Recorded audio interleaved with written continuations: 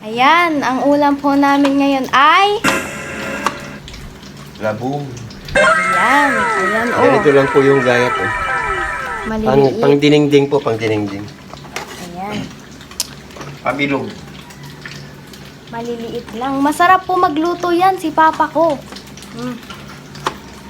Ayan, yan yung ano, isa sa mga paborito kong niluluto niya kapag ano, nagluluto siya ng ganyan. Pabilog. Mm-mm. The best to, the best.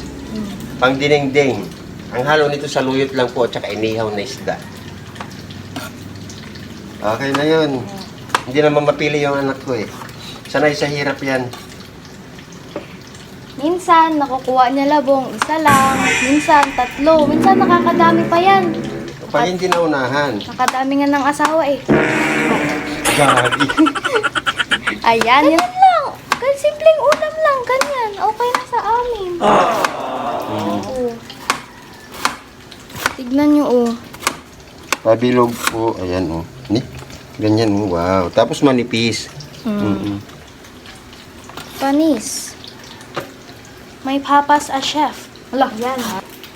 Pa, nakailang asawa ka ba sa isang taon? Ayoko. Isang taon na grabe ka. Mamaya maniwala yung mga nanonood. Malay mo, maniwala sila, di ba? Ano ka pa, baging idol ka pa nila. Ng ano. Luka-luka. Ayan, masarap po ito. At least, mahal ko kayong lahat ng mga anak ko. Yun ang importante doon, anak. At nagagabayan ko kayong lahat. Ganun. Yun lang yun. Kunin po natin hanggang sa dulo, masarap po ito, malambot. Malambot yung sa dulo. Yun. Ganyan, no? Yan. Oh, pabilog-bilog siya. Oh, di ba? Oh. Para hindi plain yung ano niya pag kinain. Bilog-bilog.